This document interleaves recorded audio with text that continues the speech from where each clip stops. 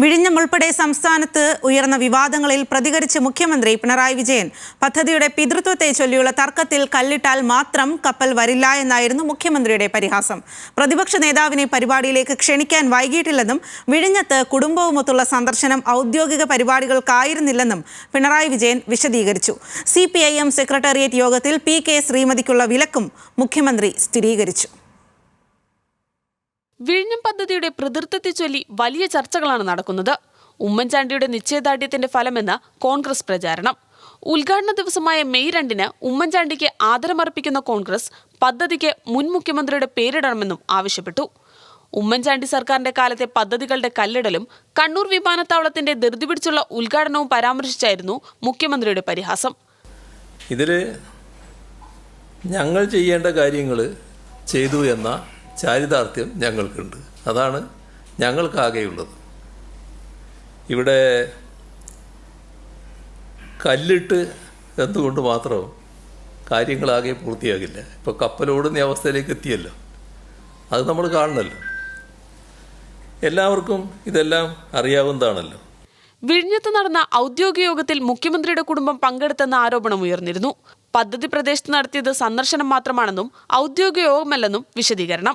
ഇത് സാധാരണ നിലക്കുള്ള ഒരു അവിടുത്തെ കാര്യങ്ങൾ കാണാനുള്ളൊരു പോക്കാണ്. അതിൻ്റെ അകത്ത് കുടുംബാംഗങ്ങളും ഉണ്ടായി എന്നുള്ളത് ശരിയാണ്. പിന്നെ നിങ്ങൾ ചിലർ ഉന്നയിച്ചത് അവർ ഈ കാറിൽ വരണ്ടായിരുന്നോ, ഇപ്പോൾ വേറെ കാറിൽ വരാതല്ലേ. ഞാൻ ആ കാറിൽ തന്നെ കൂട്ടിയെന്ന് മാത്രമേ ഉള്ളൂ. ഉദ്ഘാടന പരിപാടിയിലേക്ക് പ്രതിപക്ഷ നേതാവിനെ ക്ഷണിക്കാത്തതിൽ കോൺഗ്രസ് പ്രതിഷേധിച്ചിരുന്നു. എന്നാൽ ഇക്കാര്യത്തിൽ സർക്കാരിന് വീഴ്ച സംഭവിച്ചിട്ടില്ലെന്ന് പറഞ്ഞ മുഖ്യമന്ത്രി പ്രതിപക്ഷ നേതാവ് പരിപാടിയിൽ പങ്കെടുക്കണമെന്നും ആവശ്യപ്പെട്ടു. പ്രതിപക്ഷ നേതാവ് എന്തുകൊണ്ടാണ് പങ്കെടുക്കാത്തത് എന്ന് എനിക്ക് പറയാൻ കഴിയുന്ന കാര്യം. അദ്ദേഹം അങ്ങനെ പറഞ്ഞോ ഇന്ന്?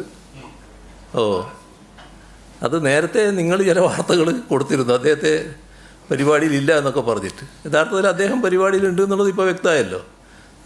ഇത് പരിപാടിയുടെ കാര്യം എങ്ങനെയാണ് വരുന്നത്? നമ്മളല്ല പരിപാടി ഫൈനലൈസ് ചെയ്യുന്നത്. പരിപാടി പ്രധാനമന്ത്രി കൂടി പങ്കെടുക്കുന്ന പരിപാടിയാകുമ്പോൾ പ്രധാനമന്ത്രിയുടെ ഓഫീസ് കൂടി അംഗീകരിച്ച് വന്നതിന് ശേഷമാണ് ഫൈനൽ രൂപം വരിക. ആ ഫൈനൽ രൂപം ഇപ്പോൾ വന്നല്ലോ. അതിൽ അദ്ദേഹവും ഉണ്ട് എന്നാണ് ഞാൻ മനസ്സിലാക്കുന്നത്. എന്തുകൊണ്ടാണ്? അദ്ദേഹത്തിന് എന്തെങ്കിലും അസൗകര്യമുള്ളതാണോ എന്ന് എനിക്കറിയില്ല. അദ്ദേഹം പങ്കെടുക്കാതിരിക്കാൻ സാധാരണഗതിയിൽ കാരണമൊന്നും എനിക്ക് തോന്നുന്നില്ല. ഈ ക്രെഡിറ്റിൻ്റെ പ്രശ്നമാണെങ്കിൽ അത് ജനങ്ങൾ തീരുമാനിക്കേണ്ട കാര്യമാണല്ലോ.